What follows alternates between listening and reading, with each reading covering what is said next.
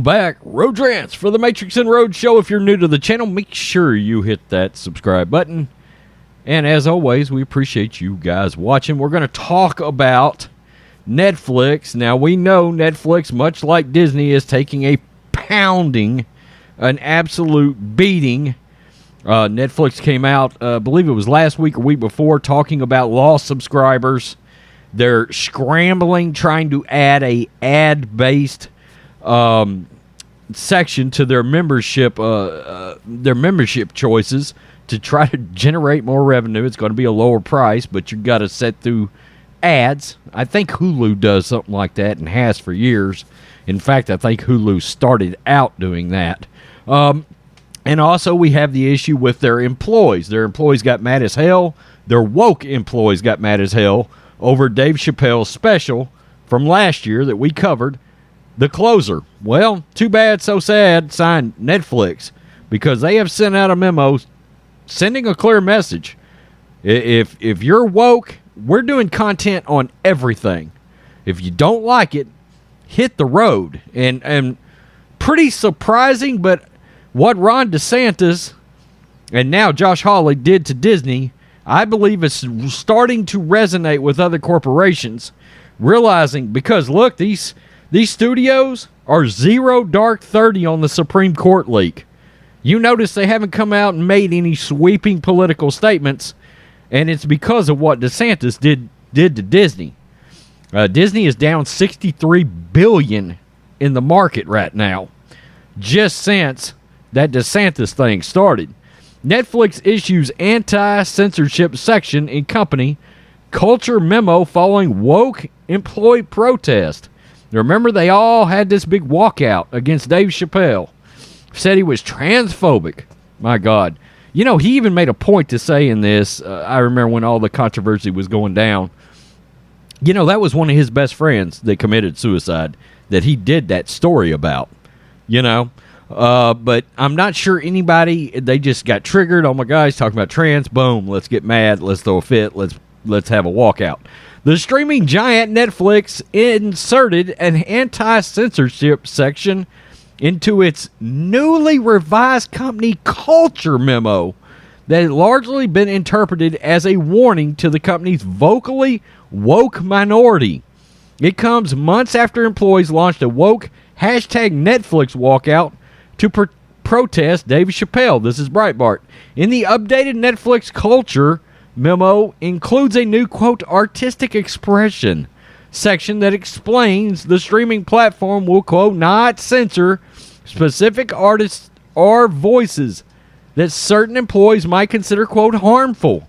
Quote, if you find it hard to support our content breadth, Netflix may not be the best place for you, the memo bluntly told employees.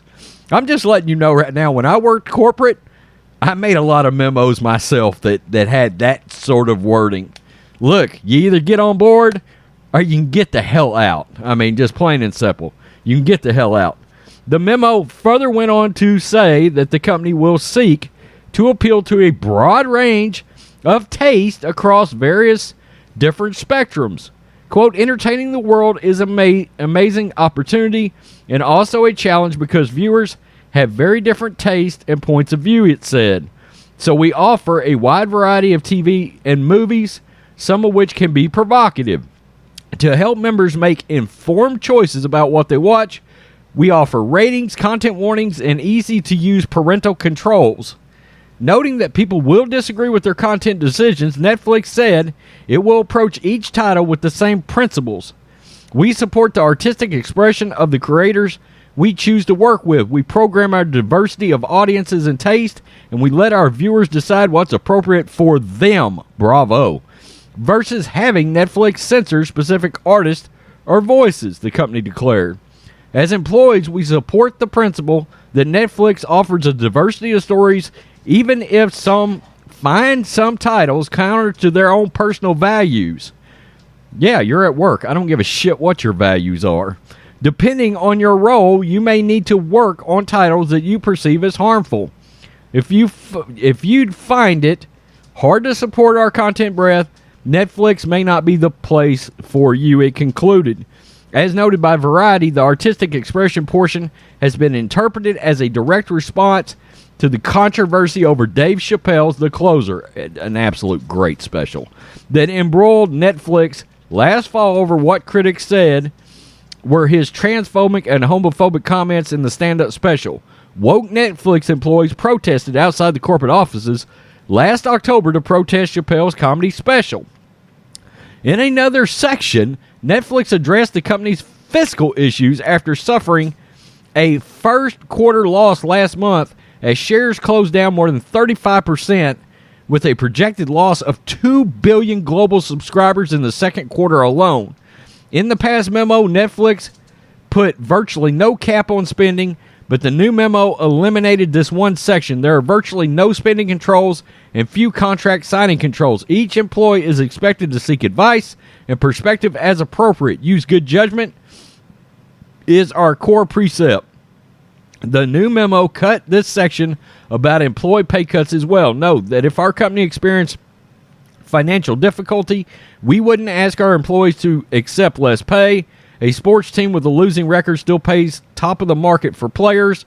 They hope we'll get them back to the winning position. That's not always true, I can tell you, from having black and white sports. On the other hand, if the company does well, our broadly distributed stock options become quite valuable. And look, I consider Dave Chappelle to be the GOAT. Look, Sticks and Stones, I'm going to tell you, everybody talks about The Closer. Sticks and Stones was where it was at. That may be right. I mean, it was right up there with Eddie Murphy Raw. Legendary. It may be the best stand-up I've ever seen from anybody. I'm looking forward to that last Norm Macdonald stand-up, by the way, that Netflix is going to have. And I'm going to tell you what this comes down to. It's easy. They looked at how popular that was, and they even came out as part of this in different articles and said that Chappelle stand-up was essentially the most watched content in the history of any stand-up they ever has shown. And they show all of them, it seems like. That's one of their angles they've made a lot of money off of over the years, is comedians and stand-up, okay?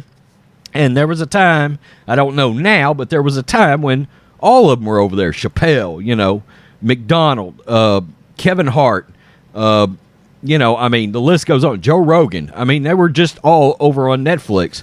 And they looked at that and they was like, holy shit, Dave Chappelle makes us a fortune. So they come out and said, we're losing money. Y'all are going to have to get over this shit. If you plan on staging a walkout, keep walking once you walk out. I love it. I love that, okay? I do like some stuff on Netflix. The Ranch, great original programming with Sam Elliott, Ashton Kutcher.